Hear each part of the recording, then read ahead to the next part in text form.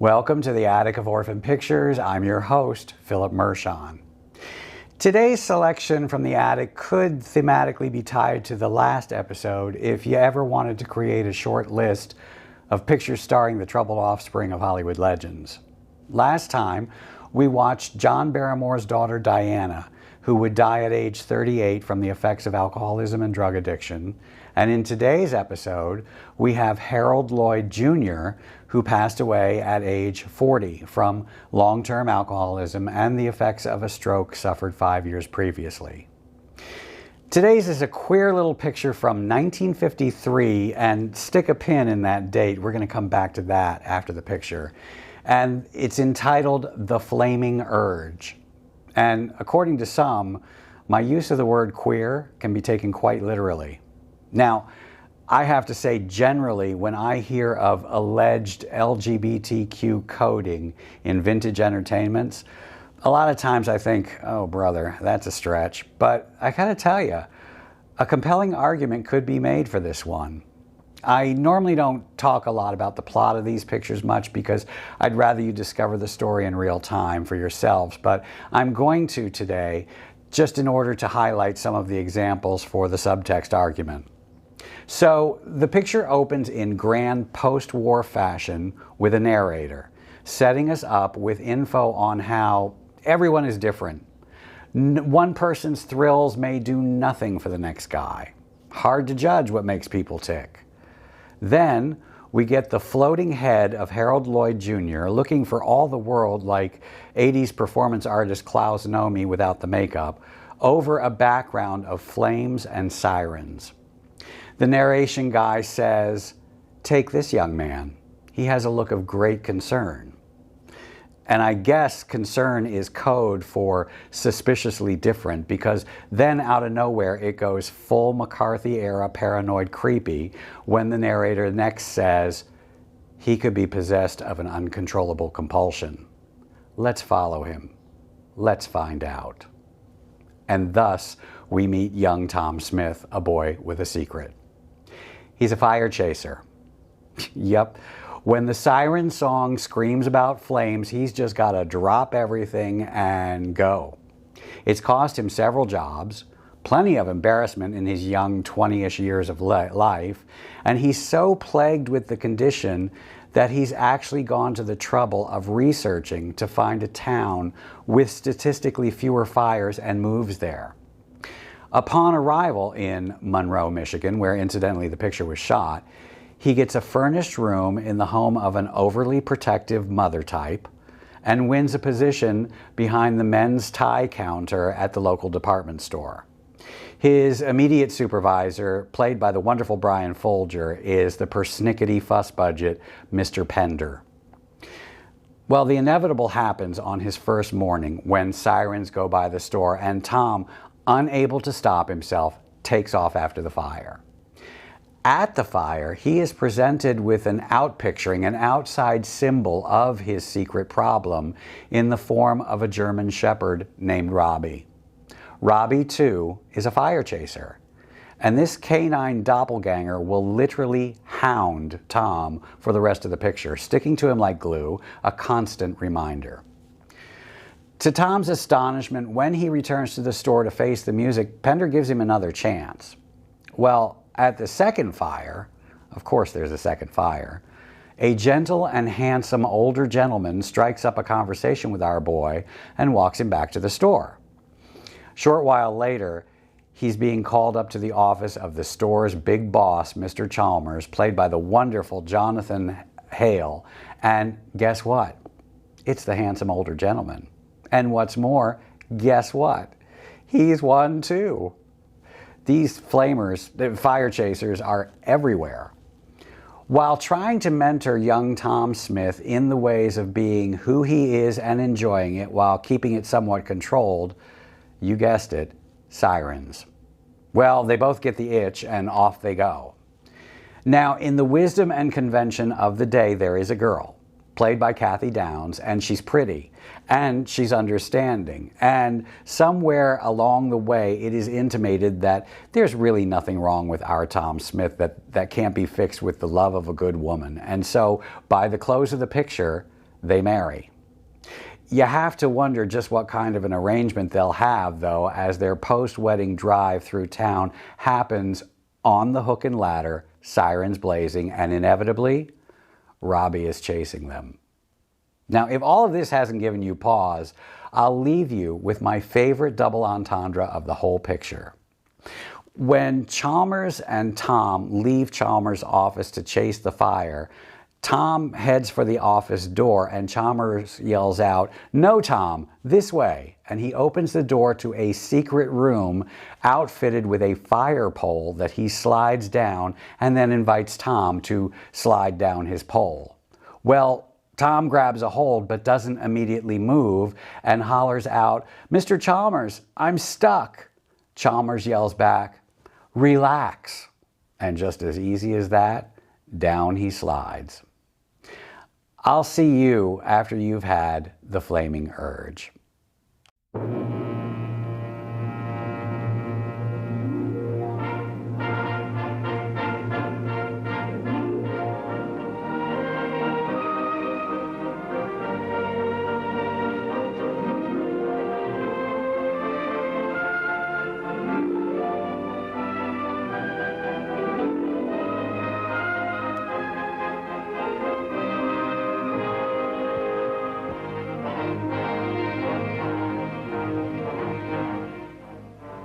Did you ever stop to think how many different kinds of people there are in this world?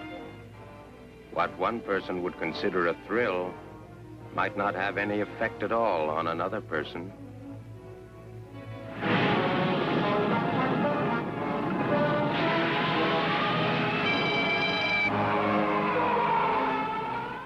With the billions of humans on this planet on which we live, very few people resemble each other in appearance. And within themselves, there's no resemblance at all. Everyone reacts to given situations in a manner all his own, and for a reason that probably even he isn't aware of. People are funny. Emotions or lack of emotions are strange indeed. And it's hard to judge what makes anybody tick. Now, take this young man. He has a look of great concern. He could be possessed with an uncontrollable compulsion. Let's follow him. Let's find out.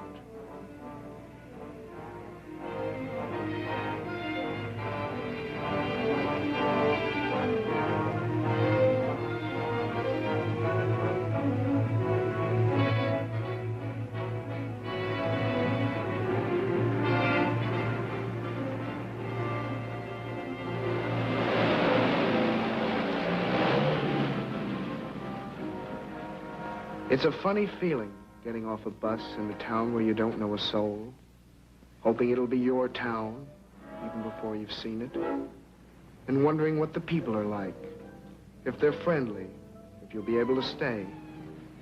The bus driver said lots of jobs. Getting a job had never been hard.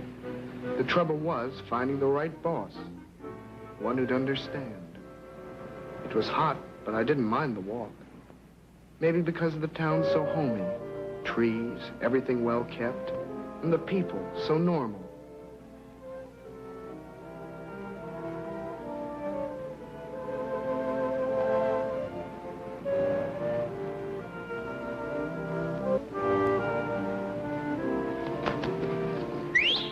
Hey, Ed, oh, you're not Ed. No, ma'am, I'm Tom Smith. What lovely luggage. I love leather. I'm Mrs. Dinger. How do you do? You here on a visit, Mr. Smith? Well, no, Maybe I can help you. Who are you looking for? well, no one in... Then you're looking for a place to stay. Well, you needn't go a step farther. Just so happens that I have 2 very nice rooms. Come on. I found myself following her. I had no choice. I never seem to have a choice.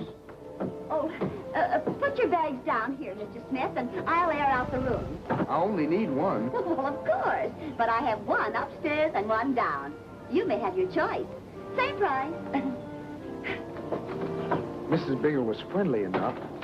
Maybe just a little bit. That's it. Make yourself right at home. Oh, don't get up, Mr. Smith. Just relax. Thought you might appreciate these. Thank you, Mrs. Binger. Michigan apples? Mm-hmm. Good, too. You'll always find a little snack in the refrigerator. Well, I think I'll go and air out those rooms now.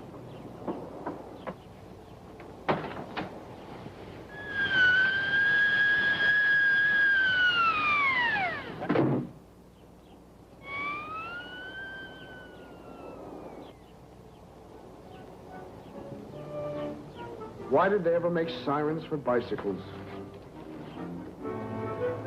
My, what a picture you make, Mr. Smith, sitting there eating your apple, reading your newspaper.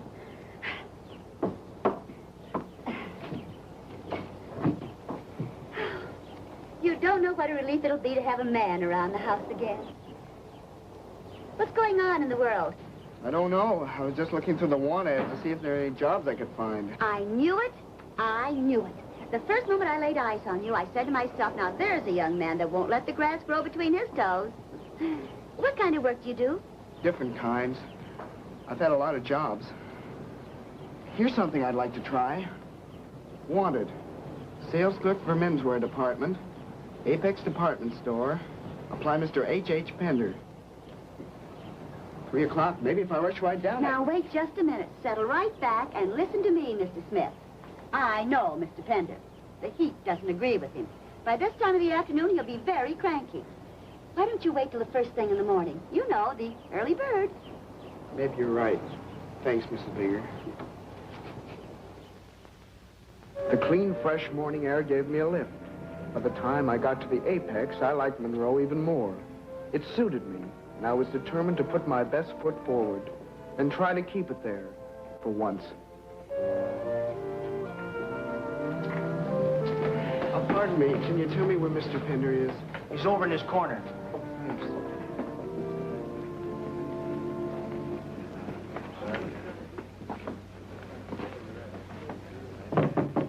Go in.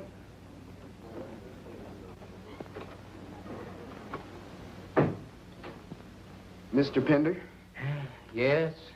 I came in answer to your ad. Oh. Sit down. Yes, sir. Have you had any experience? Well, frankly, no. Not in a department store. None? Well, for heaven's sakes, what's the difference? The way things are today, the whole world's in a mess. The drugstores are selling everything but tractors. Well, you look neat enough. I guess you'll do. Thank you, sir. First, you'll have to fill out an application. And don't lean too hard on the pen. I expect cleanliness, neatness, and a nice display at all times. And no fingerprints on the glass, please. Yes, sir. No fingerprints. This department has been falling off rather alarmingly of late. You have an opportunity to prove your real worth. It's up to you, Smith, and you alone. All I can offer you is this. Thank you, sir.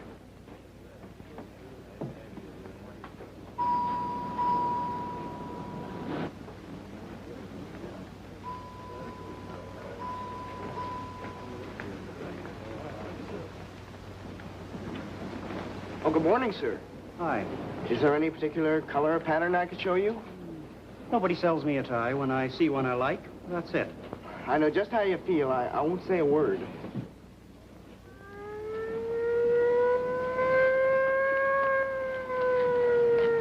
I have some more here. I'll take this one. Yes, sir.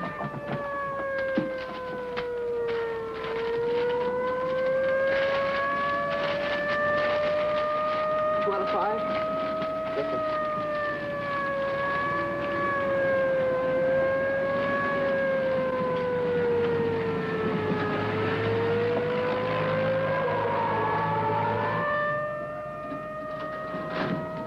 Thank you.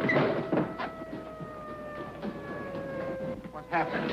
Could I have my change, please? Your check? Oh, yes, of course.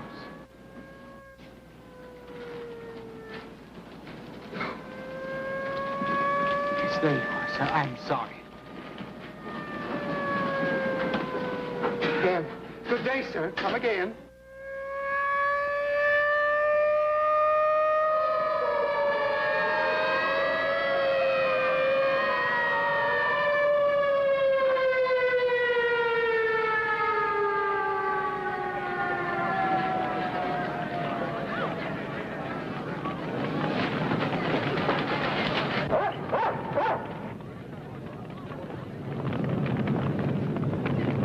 Hit that porch up there as soon as you can. Pretty smart dog. Well, you can't be a dumbbell and be assistant fire chief, can you, Robbie? All right, get a line in that porch there, quick. Come on. Just my luck. The very first day. Standing there like a fool, hypnotized by the fire. Most people take their fires or leave them. I'd have given anything to be like that. And always the last to leave. Even the kids got bored. But me, I had to wait for the last little flame to die. So long, Robbie.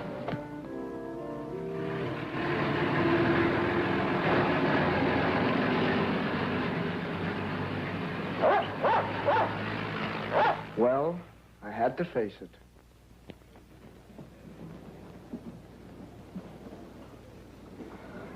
I guess I should have told you. I chase fires. I don't want to, but I just do. I guess I better get my hat. Smith, Yes, sir? you didn't bring a hat. No, sir, I didn't. I just want to say thank you for the chance anyway, and I hoped it wouldn't happen, but it did. Don't let it happen again. Discipline, young man. You mean I still have the job? Oh, thank you, sir. Oh, excuse me.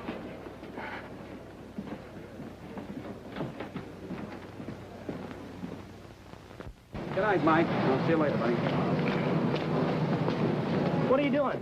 I don't know. I thought about going home. How about meeting some of the boys? They're really a swell bunch. Yeah, I'd like to. We usually get together every afternoon. Sounds good. Let's go. Get in the game. Yeah, how's about getting the game? Sure. Read deal. Pass us. Oh, warning. Wait a minute. I want you to meet a friend of mine. It's Tom Smith. This was he. Glad to know you there, Tom. The Jim. Hi. That's Dave. Hello, Tom. And that's Warning. Hello, Tom. You pass out the pillow. Sure. Here you go, Frank. Hey, Tom. Right? I got a number 5. I got number 3. What do you got, Tom? What do you got? What do you got, Tom? I got number 1. Well, then you're up, right? Let's have a cue there, Tom. Let's go. Let's back. I have too much time. Don't waste it. Come on, Tom. Let's go.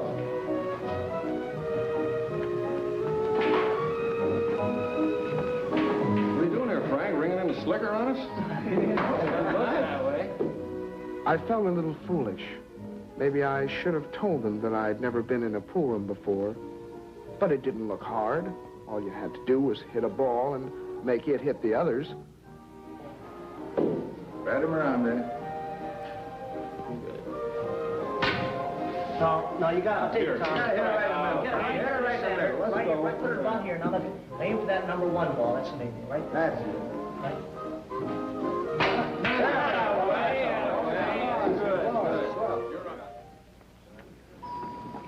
Wait a minute. What's wrong with this tie? Why, nothing, sir. You don't seem to want to sell it to me. Why? Now, in my business,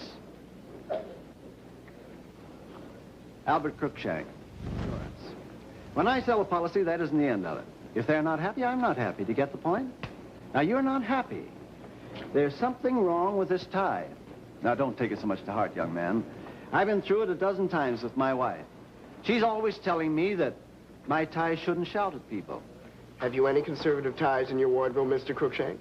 No, mine all scream. Well, of course, in your line of business, you meet a lot of people. And in one way or another, all of them are affected by your tie. You're absolutely correct, Mr. Smith. Smith, yes. I'll bet I've lost a lot of business. Let me see some of those quiet ones. Yes, sir.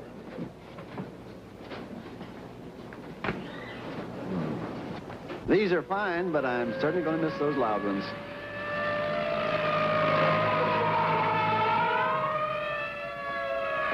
Listen, Mr. Cruikshank. A fire. Hmm. Would you like to go? It might be one of your clients. How does this one strike you? It might be your house. It's covered. But what about your wife? She's insured, too. Well, pardon me.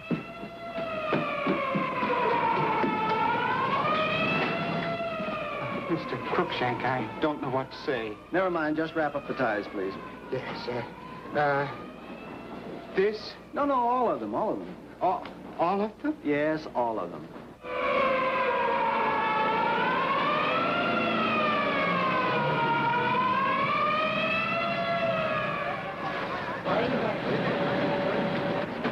Hello, Robbie.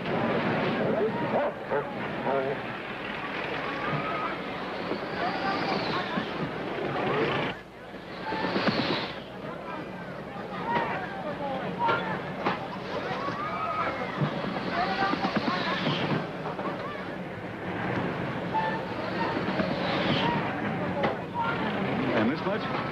No, sir, I don't think so. I just got here myself. See, that's wonderful. Look at a canvas slide. I never saw anything like that. Yeah. Gee, look at him come down. I hope nobody's hurt.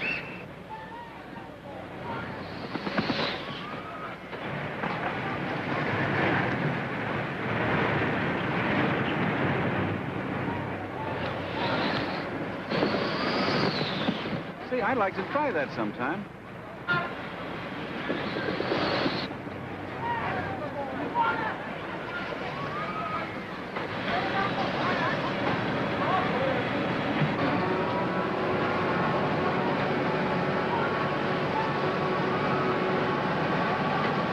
Well, I guess that's all. Oh, this one didn't even get a good start. Well, I guess I better be getting back. Me too. Bye-bye, Robbie.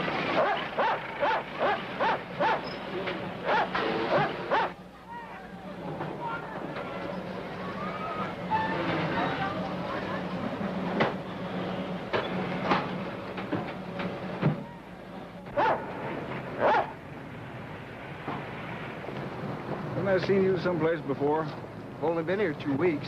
Well, maybe not. I've been away longer than that. I just got back last night. Boy, was I glad to get home. You know, I get awfully homesick. Yeah? I wanted to keep on talking. There I was, back at the apex. For the moment, I'd forgotten Mr. Pender. But when I walked in, there he was. Not a word, Smith. We'll discuss this later.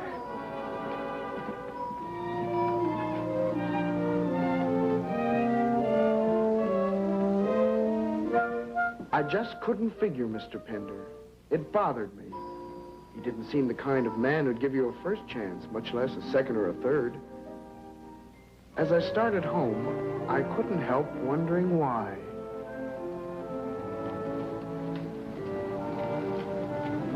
Like to drive one home today, sir? No thanks, not today. There's used cars in town. I'm sorry, but soon I hope. Hey, Robbie, what you doing here? Easy payments. No, I'd sure like to have one, though. Give you a good deal on it. No thanks. Go on, Robbie. You go on home. Go on, boy. Go on. Nothing down. Sorry. It became obvious I'd made a friend. No matter how hard I tried to shake him, Robbie kept following me, like a private eye. I had the crazy idea he knew all about me. Go on. I can't take you with me. Please. Now, go home, boy. Now, go on, boy.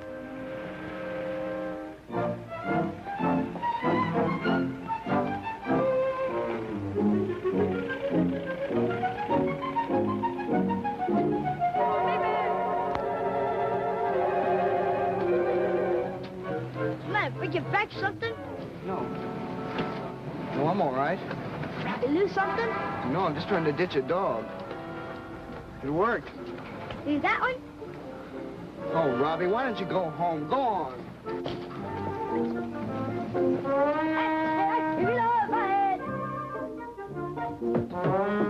Don't tell me you have a dog, Mr. Smith. Oh, no, Mrs. Binger. He just followed me. I can't get rid of him. Doesn't have a license? He doesn't even have a collar. I hope he's an orphan. I've always wanted a dog like that. I'm afraid we're out of luck. I think he belongs to one of the firemen. May I put him in the backyard if I make a phone call? Surely. Sit down. Come on, sit down. You can lie down if you want to. You can walk around.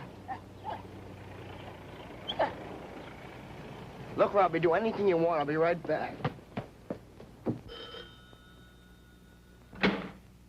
Hello? Oh, no, wait a minute. This isn't the dog pound. This is the fire department. Oh, Robbie. Oh, his owner's here now looking for him. What's the address? Okay. Hold him there.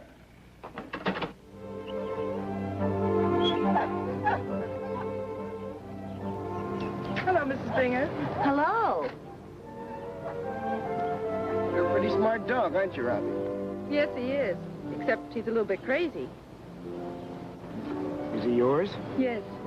You say he's a little bit crazy? Yes, he chases after fire engines. It was awfully nice of you to hold him here for me. I guess I better get home with him before Father starts looking for me. Come on, Robbie. Well, goodbye and thanks again. Come on, Robbie. Come on, honey. Come on, Rob. Come on. Robbie. Come here. Come here, boy. Robbie, come over here. Looks like you've lost your dog, young lady. Come on. Robbie. Robbie, come here. Mr. Smith, wouldn't it be simpler if you'd walk the young lady home? And the dog, too, of course. Well, I'd be glad to. Thank you.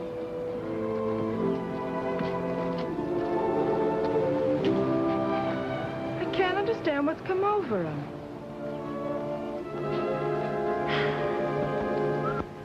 A bunch at the pool hall were asking about you. Oh, Beth. They probably want their pigeon back. No, they really like you very much. They think maybe you don't like them. It isn't that. Mrs. Binger has a set of books on merchandising and advertising. She's making me read them. Well, I guess one of the first rules is to never be late on the job. Thank you, ma'am. Mr. Chambers wants to see you. Who's he? The boss. His office is on the 3rd floor.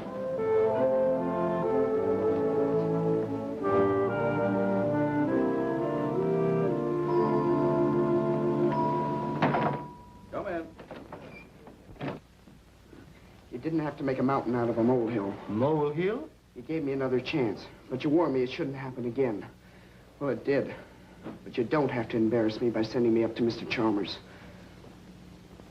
I'm surprised at you, Mr. Pender. The longest leap in the world is the jump to conclusions. I don't know what you're talking about. What is this about Mr. Chalmers? I'm very sorry. I was just told Mr. Chalmers wanted to see me. I thought you phoned her or something. I suggest you go and see Mr. Chalmers then. He's probably planning a fire sale and wants your advice.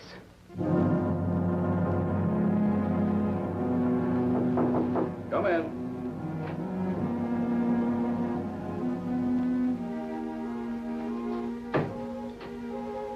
Pull up a chair, Smith. No, over here. Closer. That blaze in New York last night was quite a thing. Look, Smith, look at this shot. Well, you can almost feel that intense heat. Boy, I'd given anything to have been there. You're Mr. Chalmers? Yes, I'm Chalmers.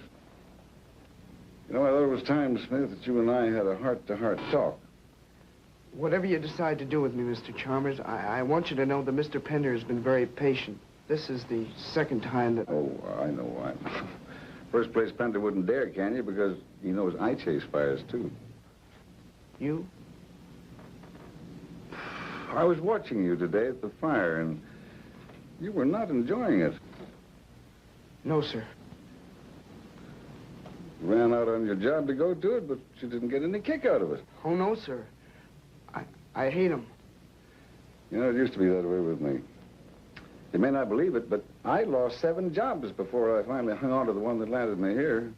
I've had 9 in the last 6 months. Almost 50 altogether. From one job to another and one town to another. I've covered the entire eastern seaboard. Oh, my, that can't go on. I know it, but it does. Oh, you're too nice a young fella to lose. Let me fight this thing with you. You know, it isn't much of a trick. You just missed the first fire. I just can't do it. I don't mean chop it off short, but you sort of taper it off slowly. You go to one fire, and then you miss one. Then you go to another fire, then you miss two. First thing you know, you won't be able to remember which fires you went to and which ones you missed. You're going to have to do it sometime, you know. Either that or flit from fire to fire like a silly moth. It's awfully nice of you to try to help me, Mr. Chalmers, but... Well, no one can do it for you, son. I just wanted you to know that I'm pulling for you if you decide to try. I mean, really try. I'll try, Mr. Chalmers. Good. No one can do more than that. Do you mind if I call you Tom? No, sir.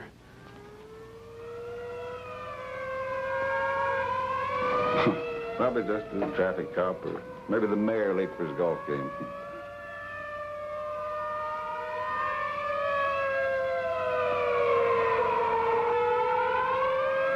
Okay, Tom, let's go to this one. No! Oh, this one. Here.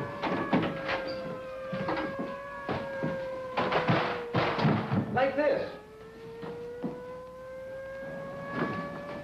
Hey, Mr. Chalmers, I'm stuck. Relax. It's all ready, Mr. Chalmers. Come on, Tom. Get in, Tom. Look out, Stanley. Ooh, go get him, Mr. Chalmers.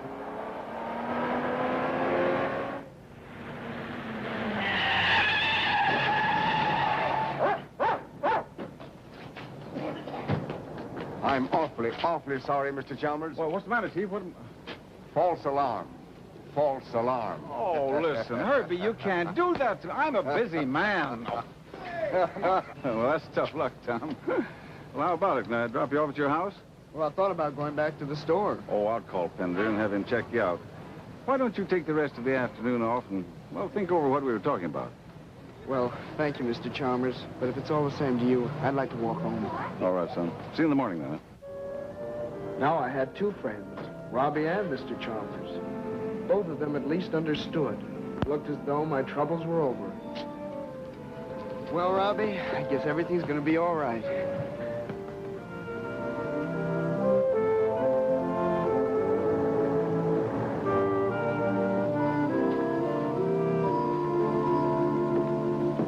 Oh, good morning, Mr. Chalmers. Good morning, Tom. How do you feel about things, son? Oh, just fine, sir, just fine. I know you're going to be all right now. Oh, Mr. Chalmers. Yes? I have an idea for a tie display. I wonder if I could try it. Well, certainly. Go ahead. A new tie display might boost our sales. Thanks.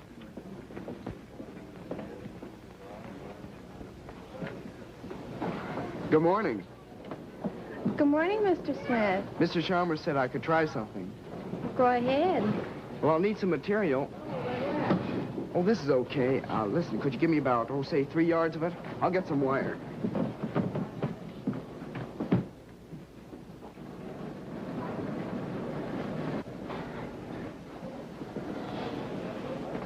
What do you think of it? Wonderful, Tom. Thanks a lot.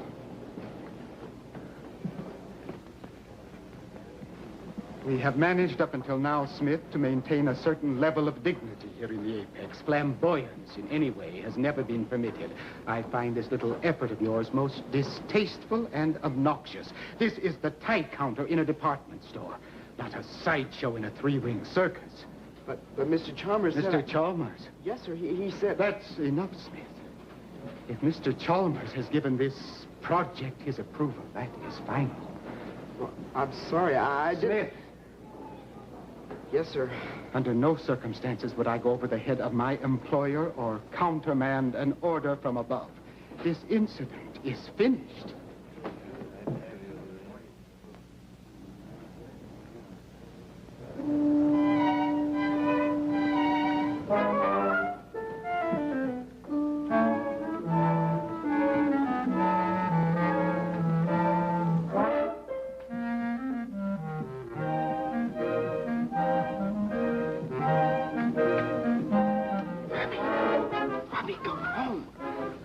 Drop in. Go on home. Hear me. Smith!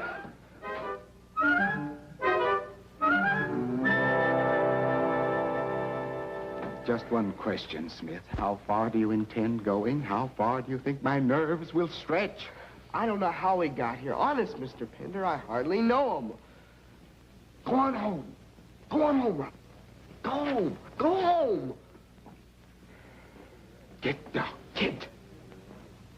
Out, out, I say. Didn't you hear Mr. Pender? Go home. Well, if he'll follow you, take him outside. But it's no use. He'll come right back in. He's stubborn. Well, then tie him up in the stockroom until closing time. After that, you'll both be free to play. Come on, Robbie. Mr. Pender told me to keep him down here until closing time.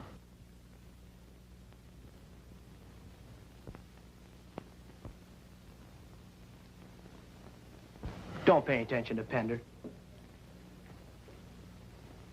Tom, something just dawned on me. Are you always in trouble with Pender? It's becoming chronic. That's what I thought. Look here. That's a bow tie. Now, the lightning bolts were easy to figure out. But this stopped me. It's your bow tie. Mine? Did Pender draw that? Yeah. Well, isn't that a little bit crazy? Subconscious. Unconscious wish. We all do it one way or another. You mean he'd kind of like to see me hit by lightning? Yeah. I'm studying psychology. And as soon as I learned that Pender was a doodler, I started saving samples from his wastebasket. Kind of interesting, isn't it? I don't know. Horace, you put me on the spot. But this young man is disruptive to the entire organization. Do me a favor, will you? Keep Tom on for another month, and then we'll talk about it again. Well, just as you say, Mr. Chalmers. Thanks, Horace.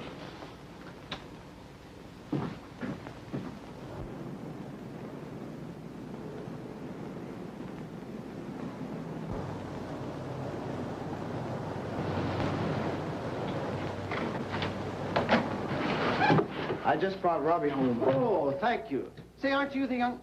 Sure, you sold me the ties. Come in, come in. Stay there, Robbie.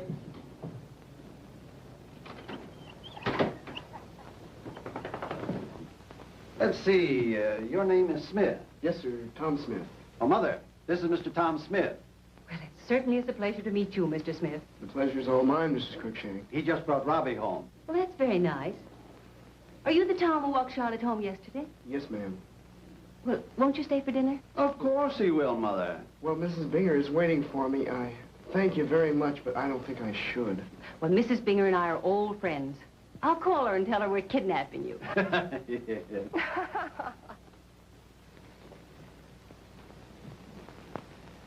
You certainly took off behind that tie counter. I thought you were quite a sprinter. Were you on your way to the fire? Well, didn't Mr. Pender tell you? No, I just took it for granted. You're right. I do chase fires. That's how I met Robbie. I guess you must have thought it was kind of funny. No, not when you think it over. Now, take me. I'm crazy about fishing, but when you're crazy about fires, it must be kind of tough because you can't plan on those like you do other things. I never thought of it that way. I'm afraid you're going to find kind of slim pickings around here. We had an epidemic of fires the last few weeks, but generally speaking, it's quite a while between fires here. Well, that's the main reason why I moved to Monroe. Well, let me understand you. You mean you came here because we don't have many fires? Yes, sir. I looked up the statistics. I should think you'd want to go to a place where they have a lot of fires. I know I would if I was crazy about chasing fire wagons. Well, that's just it, sir. I was reading about people like you just the other day. They have organizations all over the country.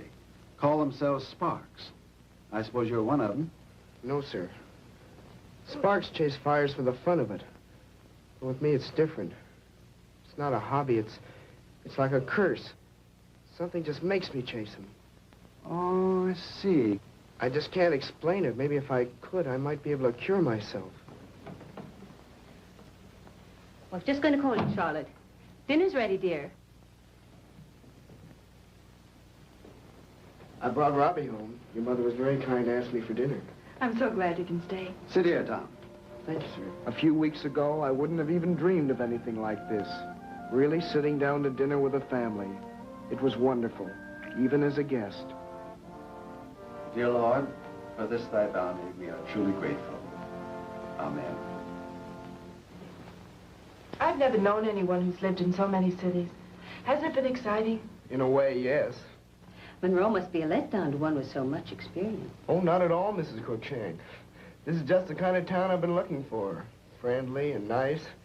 I'd love to settle down here. I can't truthfully say that I've looked around very much, but I've never regretted staying put right here. Ralph's an old friend of Charlotte's. I think it's their night to go to the show. If that's his idea of amusement, he can keep it up all night.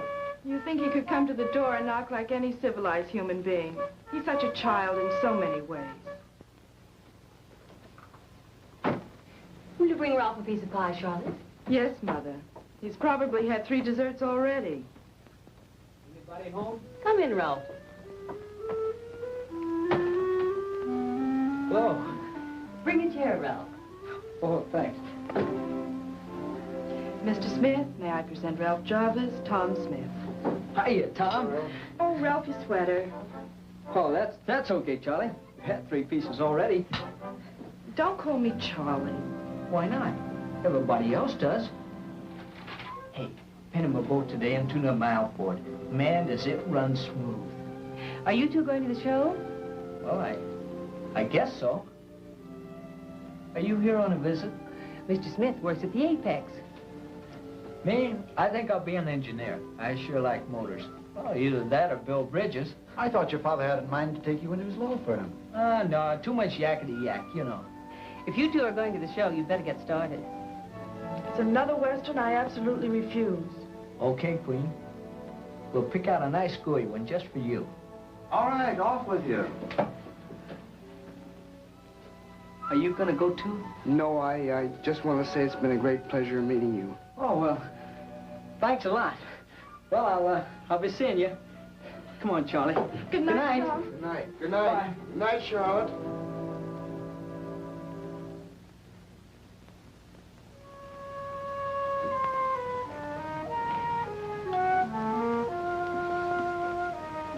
Did you have a nice time, dear? Just wonderful. What picture did you see? Oh, I don't mean that. I mean before Ralph came. It was so nice to have someone to dinner who was such a gentleman. Wasn't it funny when Tom wouldn't say a word after Ralph came in? Just let him ramble on and make a fool of himself. Well, Charlotte. You'll find as you grow older, dear, that first impressions of people are not always right.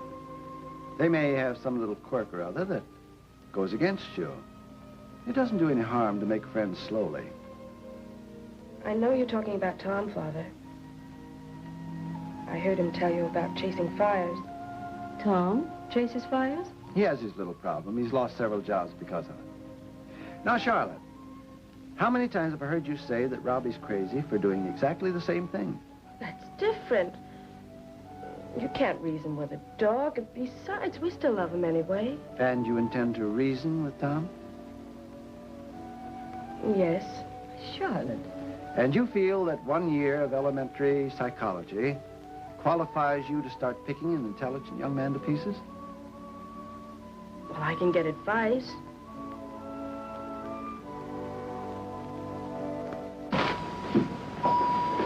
Frank, what do you think of these? Look all right to me. You know, I went to this picnic last year, and I thought the entertainment almost ruined it. Except for that song of yours. Remember the one about Cassidy and O'Halloran and O'Rourke and all them fellas? Why, you almost had me doing a jig. Sure, it's Blarney you're feeding me, but I love it. Shake the hand of your Uncle Mike and the hand of your sister Kate.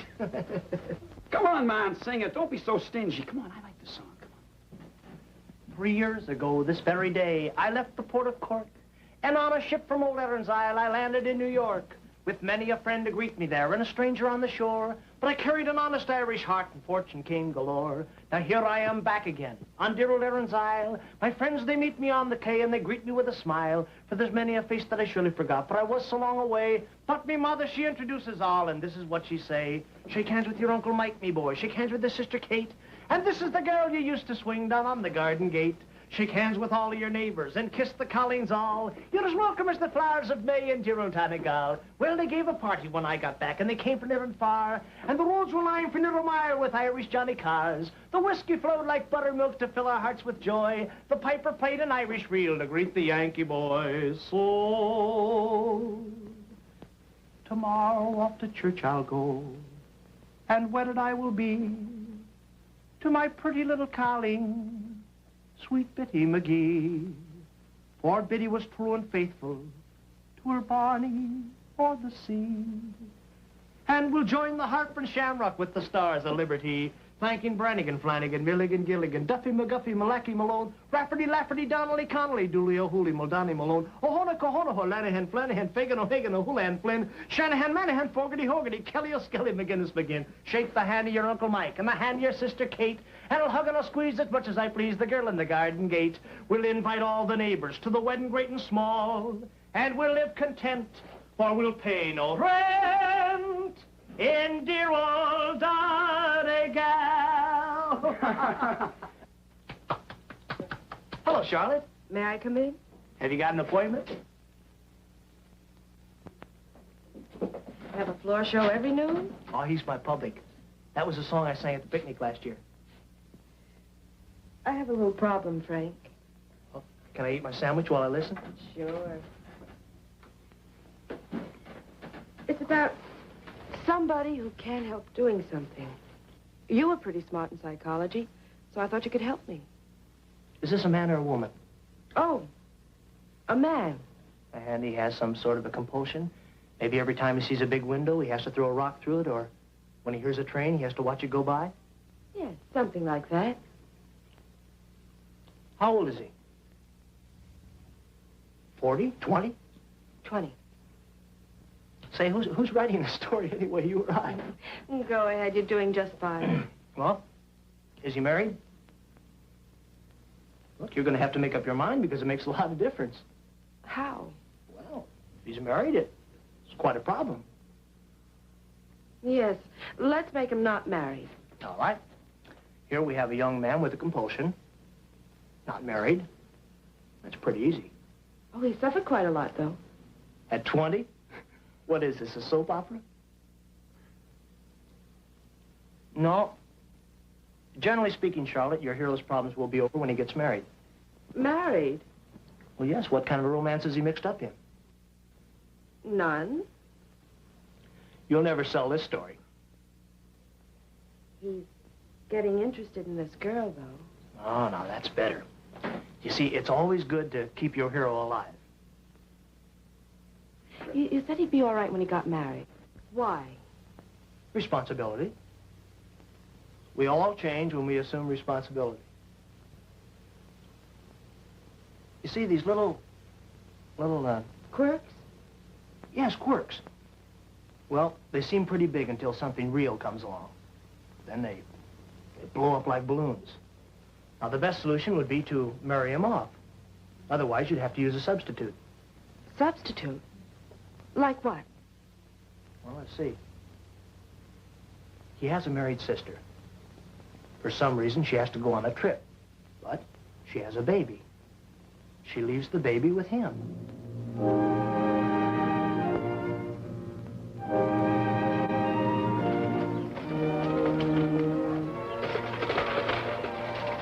Hello, Charlotte. Hello, Tom. Hello, fella. How are you? Tom, I'd like to ask a favor of you. Well, let's sit down, shall we? You lie down, boy. Lie down, Robbie.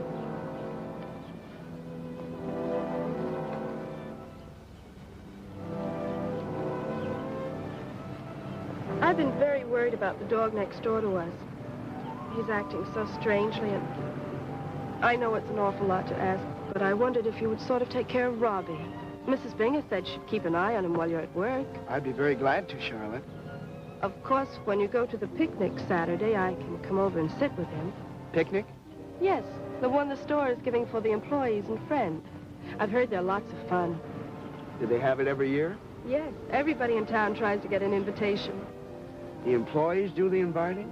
Yes, the married ones usually ask another family, and the single ones just take somebody. Oh. Then I couldn't ask your mother and your father and you to go. Oh, Mr. Chalmers always asks Mother and Father. He handles the insurance for Apex. Well, then, would you like to go with me? I'd love to. What's the matter with him? He wants you to go with him. Hey, Robbie, come back here. I better go get him.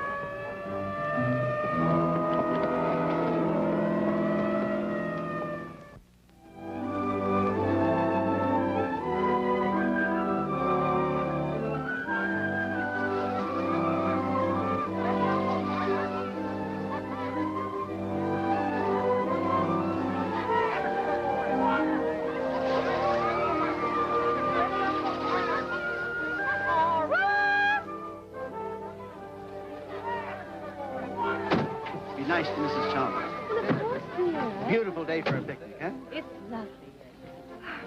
Hey, you want to go for a boat ride? You too, Tom? Sure. Swell, come Now, on. you be careful, Ralph. Hey, you better take off your shoes and socks. Okay. Come on.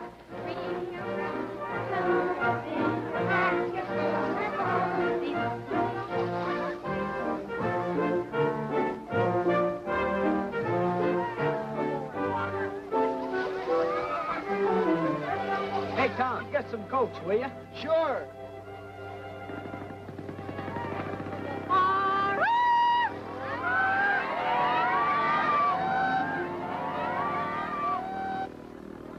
Somehow I knew this wasn't Charlotte's idea, but I couldn't blame Ralph either. Three's still a crowd, even on a picnic.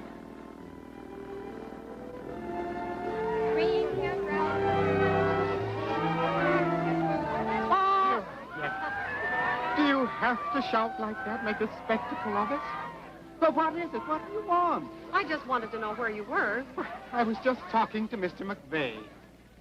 McVeigh? Yes, he's in men's underwear. Well, I should hope so. Georgina, really? Well, how are you, little lovebirds? Oh, very well, thank you. Hello, Tom. Hello, sir. Why, Tom, I thought you were going boating. Well, so did I for a minute. Just wait until that young lady gets back. Well, it wasn't Charlotte's fault. Ralph sure has that motor trained. Everybody having a good time? It's wonderful, wonderful. Better relax now because there'll be a lot doing later on. Enjoying yourself, Tom? Oh, yes, sir. So do me a favor, will you? Keep your eye on the men's dressing room. The fireworks are stored in there. You know, children playing? Yes, sir. Fine.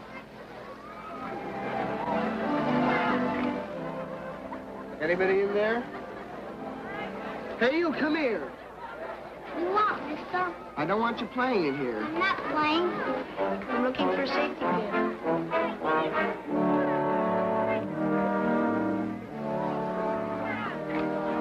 Hello, fella. Come on.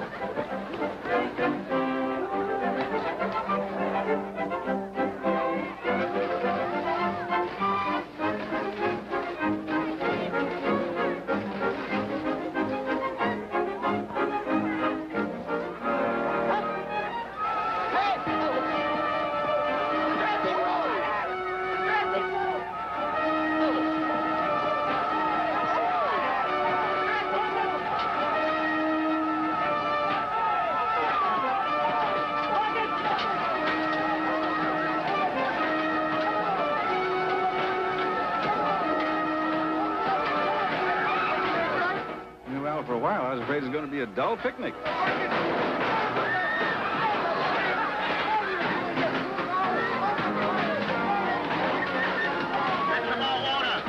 It's a honey for its size. Just imagine a fire with fireworks.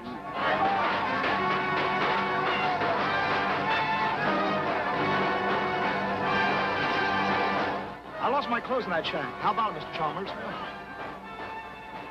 Just make your claims to my friend, Mr. Crookshank. No, no. Oh, yes. There's a clause in the policy that takes care of outside activities of the Apex. No. Yes. You might as well enjoy it, Hal. It's on you.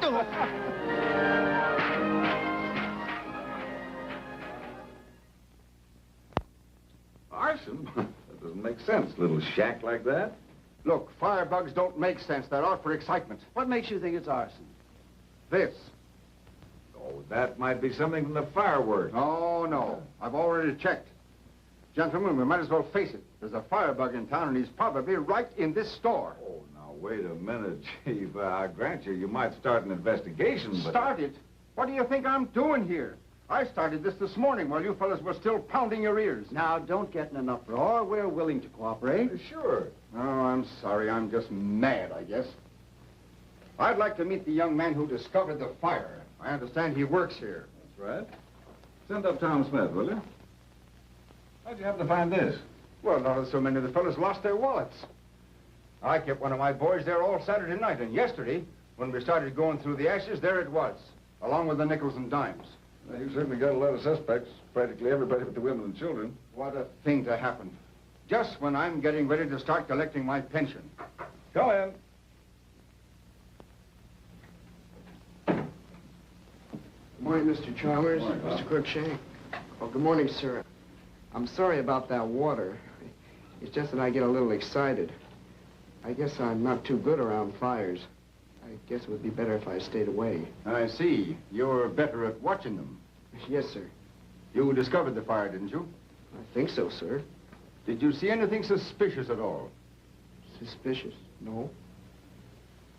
What were you doing in the building? Me? Yes, you. Mrs. Woodruff and 2 or 3 other ladies saw you come out of it. Oh, yes. I was down the lake with Robbie. When I saw the fire, I started yelling. Then I went into the dressing rooms to see if the kids were all right. I see. Would it surprise you if I told you that the fire was not accidental?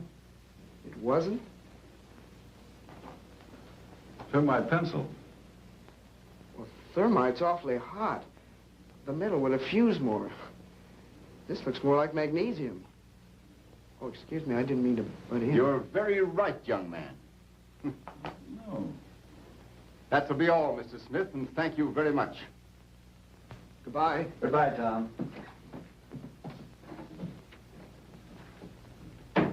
Well, that didn't take long. He knows quite a bit about something that isn't his business.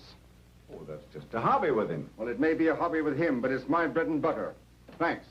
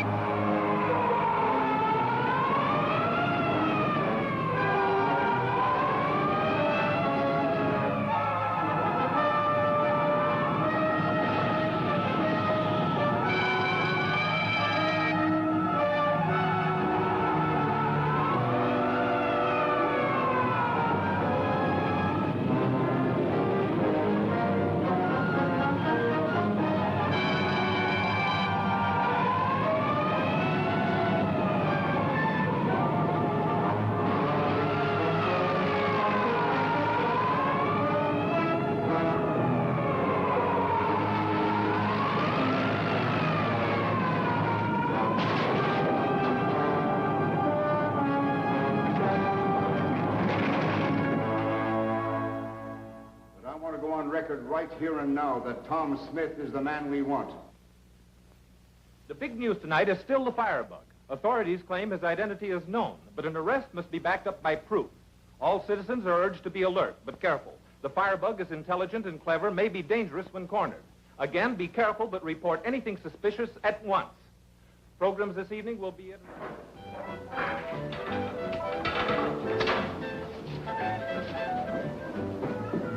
Flying around? No. How about getting in the game? Well, we were playing partners, but one of them won it.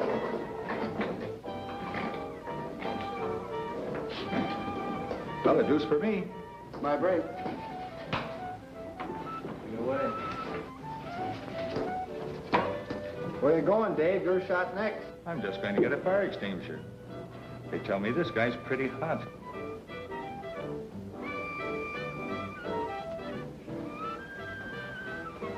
Well, aren't you going to play? No, thanks. I just forgot something.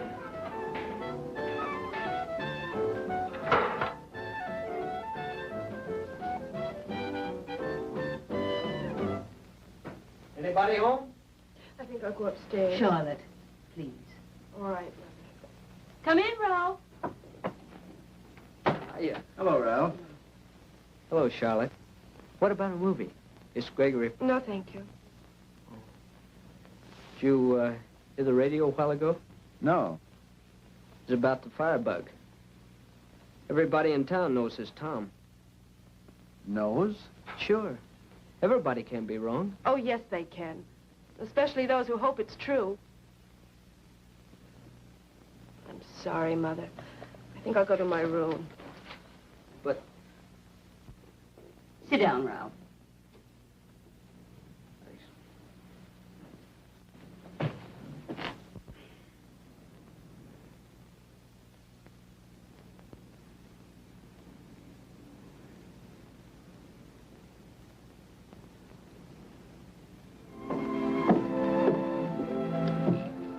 Tom, you sure you don't want a little soup?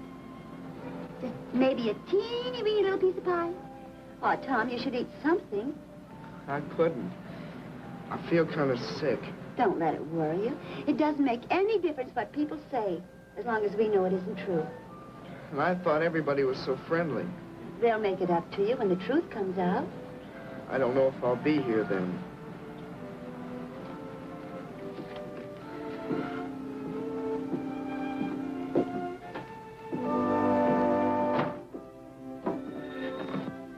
Yes? This is Charlotte.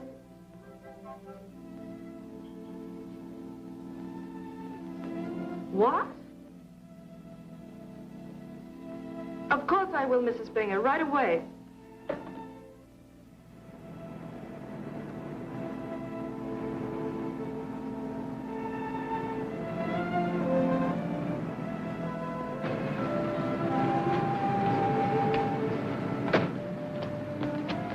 Has he gone yet, Mrs. Binger? No. He's upstairs packing. I'll send him down to you. And Charlotte, don't let him go. I'm not running away. How could I be? I haven't done anything. Well, what's the use of batting your head against a stone wall? Everybody isn't against you, Tom. I know, Charlotte, but why should anyone even bother about me? Even with trouble like this, I still can't keep away from fires. When you come right down to it, it really is my fault. I act like a firebug.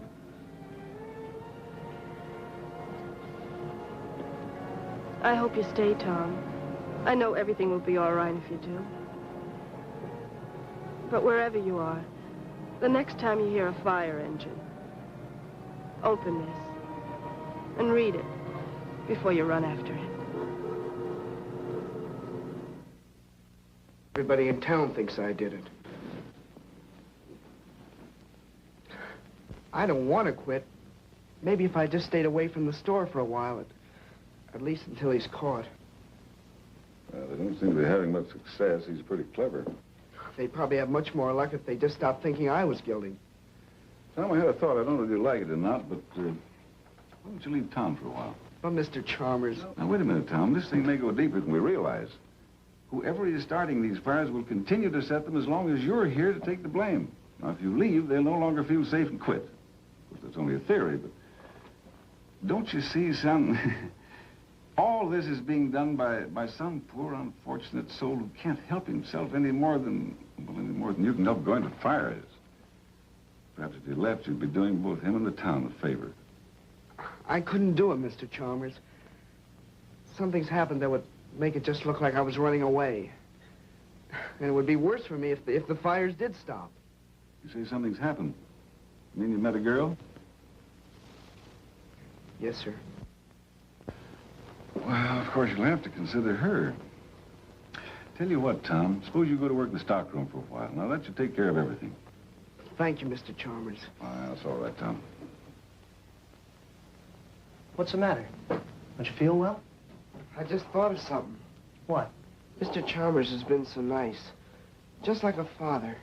Well? I didn't tell you what he said. He wanted me to leave town. He said some poor, unfortunate fellow will go right on setting these fires as long as I was under suspicion. Don't you see? He was talking about himself. Chalmers is the firebug. Tom, you're not trying to start another rumor, are you? Well, it makes sense, doesn't it? Let's just say it's possible.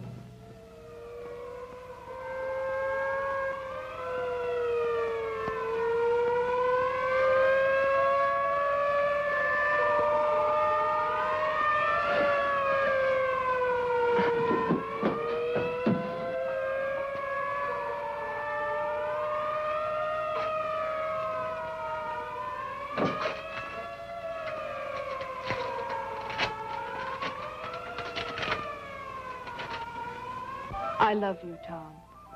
If you love me, you will not go to this fire. All my love, Charlotte. 455J, please.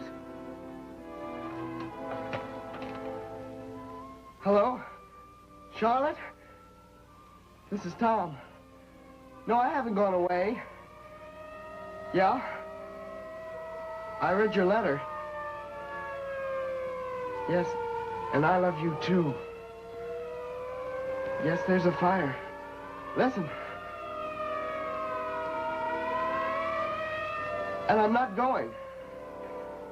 Of course I want to see you. Yes, dear. Okay. Goodbye, Charlotte. Goodbye. Goodbye.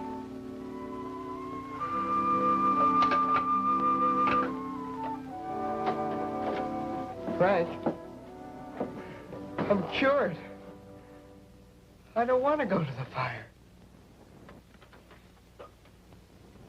Well, what do you know? Charlotte. A wonderful example of shock therapy. Huh? Oh, it's fine. It might even become permanent. Well, come on. We better straighten up a bit. Huh? Come on, snap out of it. Clean up a bit.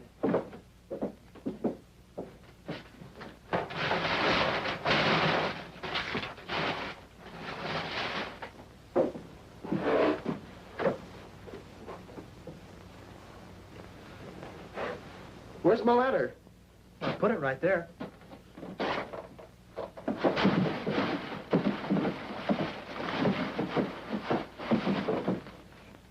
Here it is. That's funny. What? This isn't a doodle. It's more like a plan. Yeah. How about a ride home? No, Frank. I think I'll walk. Well, see you tomorrow, Tom. Good night. Good night.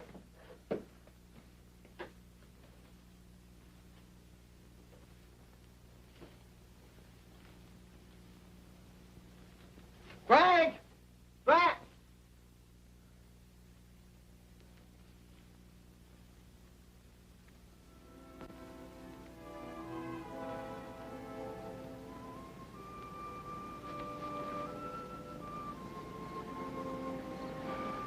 You'd better wipe the lipstick off, Tom.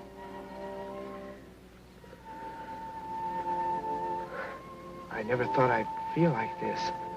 Everything's going to be wonderful, Tom. It'll all work out. I know who the firebug is. Aren't you glad? No. It's the worst thing that ever happened to me. Why? It's Mr. Chalmers. Oh, that can't be right. Well, that's what Frank said. But I have proof. You recognize it? I don't know anything about plans. Think of a factory or a big building. These lines mean water, probably a river. This might be a smokestack. There's a Monroe paper factory. That has 3 smokestacks. And this could be... Yes, this would be the fence, and these would be straw stacks. What are you going to do, Tom? You must think about yourself. I'm going to tell Mr. Chalmers that I know. Then maybe he'll stop.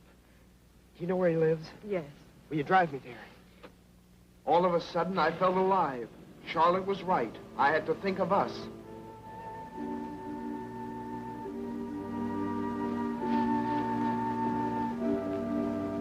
Just as I figured, Mr. Chalmers was out. They said walking. There wasn't a moment to lose. I had to make a phone call to the fire department to warn them, without letting them know it was me. They got there just as we pulled up. I saw someone trying to get away.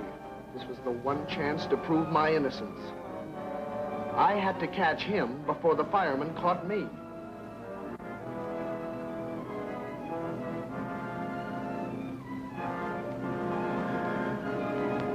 But I hadn't counted on the plant guards.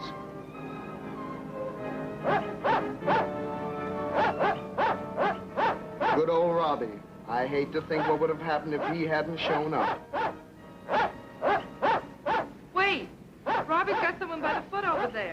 As the guard moved toward Robbie, I wanted to get out of there. How could I face Mr. Chalmers again? What could I say to him? But when he dragged the man out... Mr. Pender!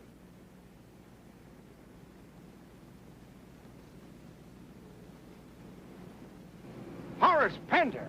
Are you the firebug? Young man, I owe you an apology. Thank you, sir. Mr. Chalmers? I know some.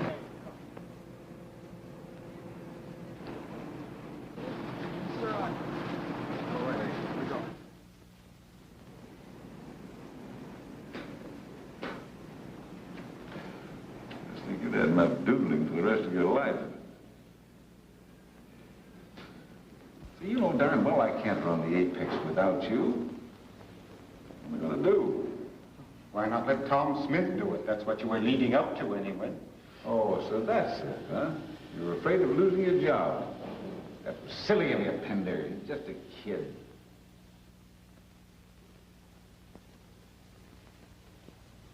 Where did you learn all about magnesium pencils, anyway? From a book in your library.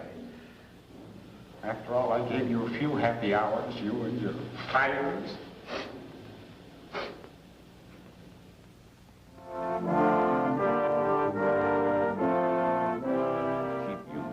The Lord make his face shine upon you and be gracious unto you. The Lord lift up his countenance upon you and give you peace. Amen.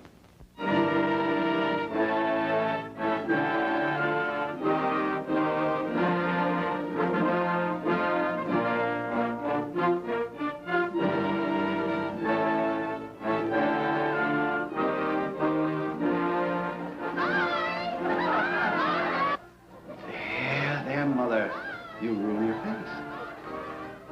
She's so beautiful. But they're so young. They'll outgrow that. Now, how old do you want to be before you're a grandmother, anyway? Father,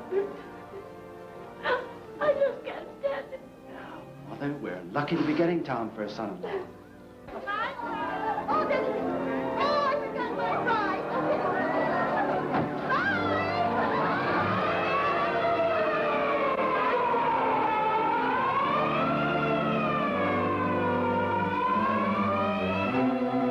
Robbie caught the bouquet.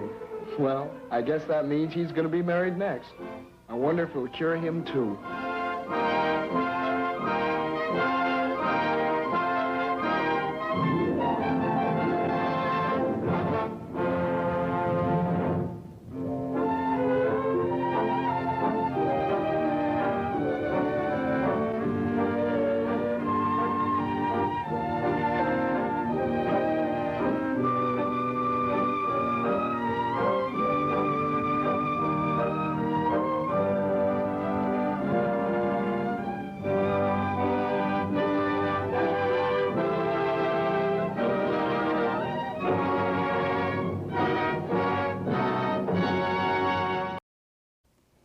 Holy cow. I really don't have much more to say other than Harold Lloyd Jr. was not only really likable in this, but crafty about how he walked that tight line between earnestness and tongue-in-cheek. Now, about that 1953 year, I honestly don't know how that got branded on the picture, but there it is on IMDb, but not where they normally list a release date.